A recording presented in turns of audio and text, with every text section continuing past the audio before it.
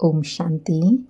आज 28 अगस्त 2026 शुक्रवार के प्यारे बाप दादा के अनमोल मधुर महावाक्य हैं।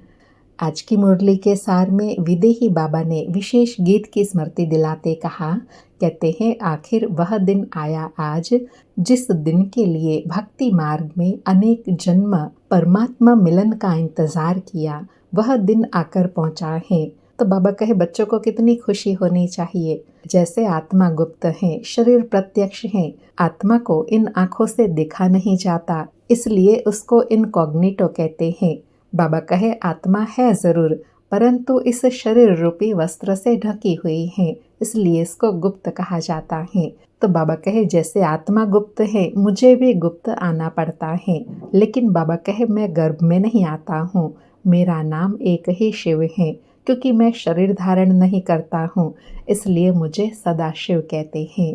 और साथ में स्पष्ट किया कि बाप आते हैं भारत में फिर से गरीब को साहूकार बनाने के लिए। तो तुम बच्चों को बहुत नशा रहना चाहिए।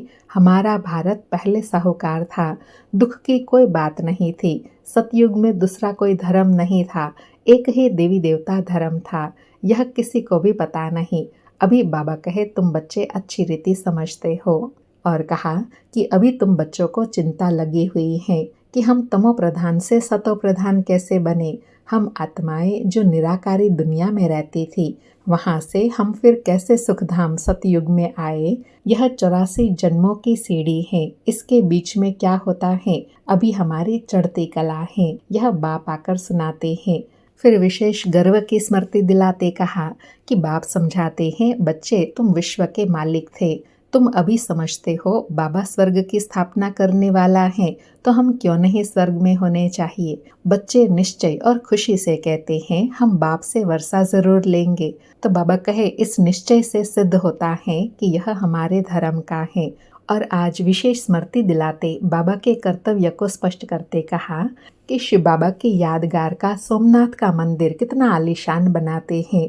ऐसा कोई दूसरे धर्म में होता नहीं जो मंदिर हीरे जवाहरतों से बनाते हैं, क्योंकि बाबा कहे तुम बच्चों को जिस बाप ने इतना ऊंच बनाया है, तो उनकी तुम कितनी इज्जत रखते हो।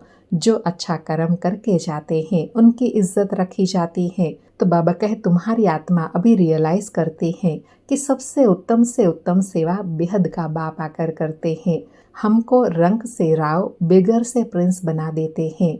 तो ऐसे बाप की इज्जत रख उनका आलीशान मंदिर बनाते हैं। और स्मृति दिलाई कि भक्ति मार्ग जब शुरू होता है तो पहले पहले शिव के पुजारी बनते हैं। जिसने स्वर्ग का मालिक बनाया उनकी पहले पहले पूजा करते हैं। और स्मृति दिलाई कि जब तुम सतयुग में थे तो बहुत खुशी में रहते थे। बाबा कहे आज से 5000 वर्ष पहले धरनी का कोई मूल्य नहीं, जिसको जितनी चाहिए वो ले लेवे, ढेर की ढेर जमीन रहती। सतयुग में मीठी नदियों पर तुम्हारे महल होंगे। बाबा कहे मनुष्य बहुत थोड़े होंगे, प्रकृति तुम्हारी दासी होंगी, फल फूल भी बहुत अच्छे मिलते रहते हैं। तो बाबा कहे ऐसे चिंतन करते करते तुम्हारे खुशी में रोमांच खड़े हो जाने चाहिए कि बाबा हमको फिर से ऐसी दुनिया में ले जाते हैं, गरीब से साहूकार बनाते हैं। इसलिए भगवान को गरीब निवास भी कहा जाता है। और गुह्य राज समझाते कहा कि तुम बच्चे जानते हो कि हमको पावन से पतित बनने में 5000 वर्ष लगे हैं। अभी फिर फट से बाबा पतित से पावन बनाते हैं, ऊंच ते ऊंच बनाते हैं। 1 सेकंड में जीवन मुक्ति मिल जाती है। बस निश्चय से दिल से कहते हैं बाबा हम आपके हैं। तो बाबा कहते हैं बच्चे तुम विश्व के मालिक हो। बस निश्चय हुआ और वर्षे के अधिकारी बने। और बाबा कहे यह सब बातें अभी बाप बैठ समझाते हैं। मनुष्य सुनते हैं तो कहते हैं यह बातें तो कभी सुनी नहीं, न कोई शास्त्रों में पढ़ी, यह तो वंडरफुल बातें हैं। और साथ में कहा कि तुम आत्माओं को अब जब शिक्षा मिल रही है, ज्ञान सुनते हो, समझते हो, तो तुम्हारी आत्मा झूलती है। आत्मा को अंदर में खुशी होती है, गदगद होती है। और साथ में स्पष्ट किया कि श्री कृष्ण का नाम कितना गाया जाता है, उनके माँ बाप का इतना नाम नहीं है। जरूर राजा का बच्चा तो होगा, परंतु बाबा कहे पतित राजा होने के कारण उनका नाम थोड़ा होगा। श्री कृष्ण जब है तब थोड़े पतित रहते हैं, जब पतित बिल्कुल खलास हो जाते हैं तब ही श्री कृष्ण गद्दी पर बैठते हैं, अपना राज्य ले लेते हैं। तब से फिर लक्ष्मी नारायण का संवत शुरू होता है। सुनते हैं प्यारे बाप दादा के अनमोल मधुर महावाक्य।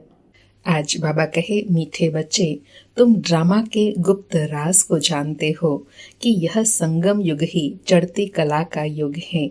सतयुग से लेकर कलाएं कम होती जाती हैं। मीठे बच्चे, तुम ड्रामा के गुप्त राज को जानते हो कि यह संगम युग ही चढ़ती कला का युग है। सतयुग से लेकर कलाएं कम होती जाती हैं। आज मुरली से प्रश्न है, सबसे उत्तम सेवा कौन सी है और वह सेवा कौन करता है? उत्तर में बाबा कहे, भारत को स्वर्ग बनाना, रंक को राव बनाना, पतित को पावन बनाना, यह है सबसे उत्तम सेवा। ऐसी सेवा एक बाप के सिवाय और कोई भी नहीं कर सकता। बाप ने ऐसी महान सेवा की है, तब तो बच्चे उनकी इज्जत रखते हैं। सबसे पहले सोमनाथ का मंदिर बनाकर उनकी पूजा करते हैं। आज मुरली में गीत बजा, आखिर वह दिन आया आज, जिस दिन का था हमें इंतजार। सारी मुरली से धारणा के लिए सार है। पहला, रचयिता और रचना का ज्ञान बुद्धि में रख सतो प्रधान बनने का पुरुषार्थ करना है। बस एक ही चिंता रखनी है कि हमें सतो प्रधान जरूर बनना है। दूसरा पॉइंट, इस बेहद के ड्रामा को बुद्धि में रख अपार खुशी में रहना है। बाप समान इज्जत पाने के लिए पतितों को पावन बनाने की सेवा करनी है। बाबा कहे, बाप समान इज्जत कब मिलेंगी? जब बाप समान सर्विस करेंगे। आज प्यारे बाबा का वरदान है, अधिकारीपन की स्मृति द्वारा सर्व शक्तियों का अनुभव करने वाले प्राप्ति स्वरूप भव। अधिकारीपन की स्मृति द्वारा सर्व शक्तियों का अनुभव करने वाले प्राप्ति स्वरूप भव। स्पष्टीकरण है, यदि बुद्धि का संबंध सदा एक बाप से लगा हुआ रहे तो सर्व शक्तियों का वर्षा अधिकार के रूप में प्राप्त होता है। जो अधिकारी समझकर हर कर्म करते हैं, उन्हें कहने व संकल्प में भी मांगने की आवश्यकता नहीं रहती। यह अधिकारीपन की स्मृति ही सर्व शक्तियों के प्राप्ति का अनुभव कराती है। तो नशा रहे कि सर्व शक्तियाँ हमारा जन्मसिद्ध अधिकार है। अधिकारी बन करके चलो तो अधीनता समाप्त हो जाएंगी। बाबा कहे, सर्व शक्तियों और सर्व प्राप्तियों के अधिकारी बनना है तो अधीनता को समाप्त करना है। अर्थात बच्चे बन गए तो मांगने की भी दरकार नहीं रहेंगी। बच्चे हैं तो वर्षे के हकदार है ही है। इसलिए बाबा कहे, सदा नशा रहे, सर्व शक्तियाँ हमारा जन्मसिद्ध अधिकार है। आज का स्लोगन है, स्वयं के साथ साथ प्रकृति को भी पावन बनाना है तो संपूर्ण लगाव मुक्त बनो। आज के अव्यक्त इशारे हैं, अपवित्रता के बीज को भी समाप्त कर संपूर्ण स्वच्छ पवित्र बनो। आज की धारणा है, अगर पवित्रता का नियम पक्का है तो लगाव मुक्त, ईर्ष्या और क्रोध से भी मुक्त बनो। चिड़चिड़ापन भी न हो, यह भी लगाव नहीं रखो कि यह होना ही चाहिए। स्वार्थ या ईर्ष्या के वश कोई बात कहेंगे वह पूरी नहीं होंगी तो क्रोध पैदा होगा। इसलिए पवित्रता के पिल्लर को पक्का करो तो यह पिल्लर लाइट हाउस का काम करेगा। अच्छा, ओम शांति। शुक्रिया बाबा, शुक्रिया।